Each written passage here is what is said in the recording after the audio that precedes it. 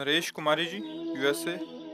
राधे राधे श्री हरिवंश। महाराज जी, आपके चरणों में कोटि कोटि प्रणाम। महाराज जी, मैं 19 साल से दीक्षित हूँ। निरंतर जाप करते हैं, मन में निरंतर चलता भी है, परंतु अब 1 साल से लगातार यूट्यूब के माध्यम से यूएसए में रहकर आपको सुनते हैं। लोभ, क्रोध, अहंकार, मद मत्सर पर काबू हो गया, परंतु मोह में काबू नहीं हो पा रहा। गुरुजी, आप कुछ ऐसा मंत्र दीजिए जिससे मेरा बच्चों से मोह कम हो जाए। पीतल को सोना समझ लेंगे तो जौहरी के सामने खाली हाथ जाना पड़ेगा। बात समझ लीजिए, बस इशारा ही बहुत है। अगर पीतल को हम सोना समझ करके जौहरी के पास जाएंगे तो खाली हाथ होगा, रकम नहीं मिलेगी, क्योंकि रकम सोने की होती है। काम क्रोध पर विजय प्राप्त हो गया तो सबका मूल तो काम ही है। काम से ही क्रोध का प्रादुर्भाव होता है। जब काम की आपूर्ति होती है तो क्रोध होता है। कामा संजायते क्रोधा, और काम की जब पूर्ति होती तो लोभ होता है। ये सब उसी से प्रकट होते हैं। निरंतर नाम चल रहा है और स्थिति है नहीं। हमें लगता है हम पीतल को सोना मान लिए हैं, अभी सोना नहीं है। मतलब सोना वो स्थिति नहीं है जो आप वर्णन कर रहे हैं कि निरंतर नाम चल।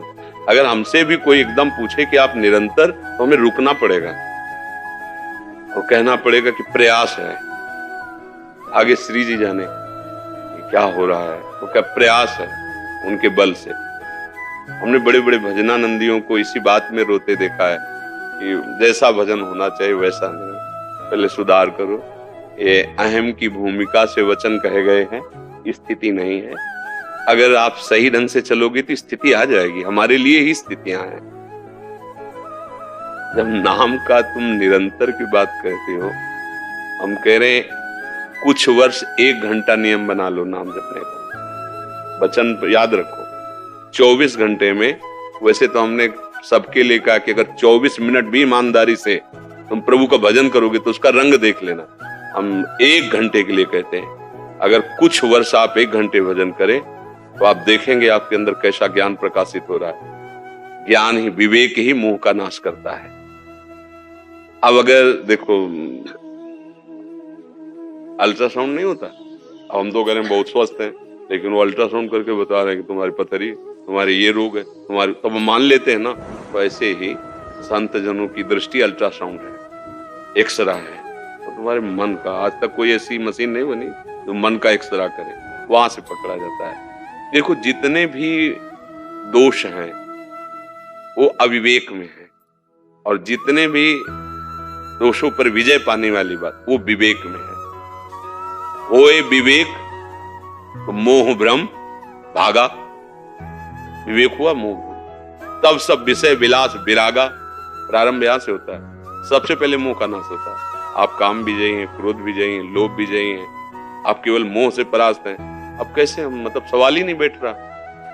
मतलब एक सिद्धांत होता है ना, एक सूत्र होता है ना, सवाल सही नहीं बैठ रहा। आपका निरंतर जप हो रहा है, सवाल ठीक नहीं है, मतलब दशा जो बताई जा रही वो है नहीं।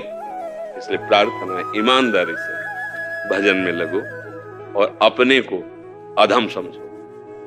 देखो, अगर ऊंचे उठना है तो हनुमान जी जैसे महापुरुष विभीषण को परिचय दे रहे, क्या असमय अधम सकासुन मुख रघुवीर। जीवन का लक्ष्य भजन है। जब, क्योंकि देखो हम लोग उसी मार्ग से चले, निरंतर भजन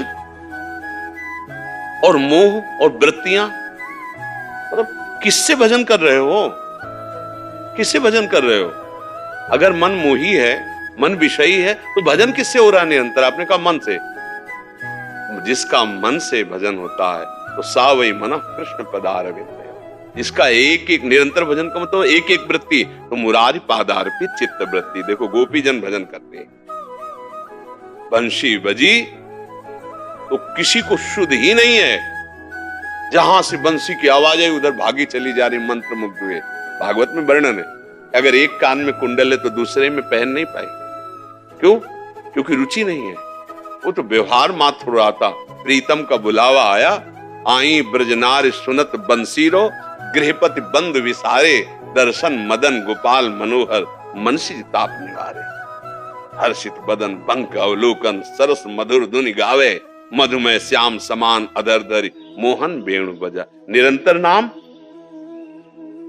मतलब सिद्ध पुरुष नाम जपने का प्रयास करते हैं। निरंतर नाम स्वतः चलता है, प्रश्न की कोई गुंजाइश ही नहीं है। अपने लोग उसी मार्ग में चले हैं ना। एक मिनट की स्थिति देखी है यहां, क्योंकि अंतर्मुखता से तो महात्मा बना जाता है, कोई बाहर की दृष्टि थोड़ी। जैसे वैज्ञानिक किसी शोध में लगता है तो एकदम एकाग्र होके उसमें घुसता है, ऐसे ही साधु अंतःकरण में अंतर्मुख होके घुसता है एक एक वृत्ति को, तब वो परमात्मा साक्षात्कार करता है। तो देखा है, इसलिए कह रहा हूं ईमानदारी से नाम जप करो, सत्संग सुनो और दैन्य रहो। त्रणादपि सुनीचे। अगर हमारे अंदर कुछ भी कोई कहे कि आप तो बड़े भजन करने वाले हो, अपने मुख से तो निकल ही नहीं सकता, आप बड़े भजन कर, तो उसमें भी बहाना बताया जाता है, कहाँ भजन हमारे। अगर आपको कुछ लग रहा हो तो श्री जी की कृपा, गुरुदेव की कृपा बकाया। आप असलियत आप नहीं जानते, मैं क्या, असलियत तो प्रभु जानते हैं। मैं बहुत बस जो है सो प्रभु के ऐसा। तो ये वचनों का सुधार करो और ईमानदारी से भजन करो, चाहे विश्व में कहीं रहो। सकल भूमि गोपाल की या में अटक कहा, मेरे ठाकुर का ही संपूर्ण ब्रह्मांड है। जहां से भी भजन करोगे वहीं से ठाकुर नजर आएंगे। उनके लिए कोई दूरी थोड़ी है, जहां तुम हो वहीं प्रभु है।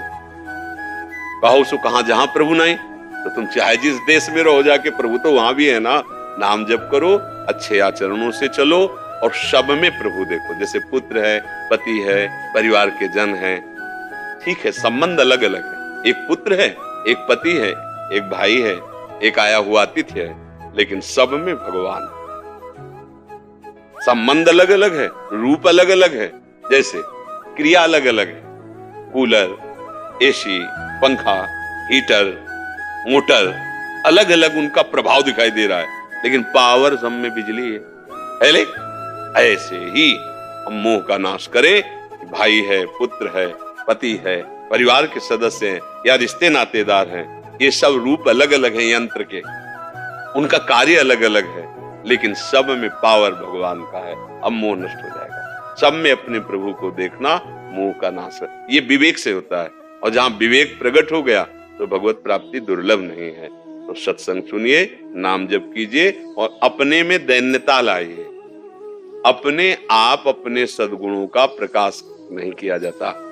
अगर करते हैं तो वो सद्गुण नहीं होते। तभी अगर भजन चकाचक हो रहा है ना, और फिर उससे कहोगे तो आप तो बड़े भजन, तो रो पड़ेगा, आप कैसी बात करते हो। भजन के लिए तो हम तरस रहे हैं कि भजन हो जाए। नहीं बोले, आपकी आंखों में आंसू आता है, आपका चेहरा, वो थोड़ा शरीर में पीड़ा रहती है, इसलिए आंसू निकल जाते हैं। भजन के आंसू वो छुपा जाएगा। और अपने चाहे रो रहे हो घर की चिंता में, तो हम प्रस्तुत यही करेंगे कि राधा रानी के प्रेम में रो रहे हैं। अपने को क्या है, असलियत जब प्राप्त हो जाएगी तो बदल जाएगी, भाषा बदल जाएगी, दृष्टि बदल जाएगी, चेष्टा बदल जाएगी। इसलिए सावधान रहे। हम वास्तविक ये स्थिति प्राप्त करने के अधिकारी हैं, क्योंकि मनुष्य शरीर मिला है, हम भगवान के अंश हैं। हम पद्धति से भजन करें तो ये स्थितियां दुर्लभ नहीं है, जरूर इसी जन्म में प्राप्त हो सकती है।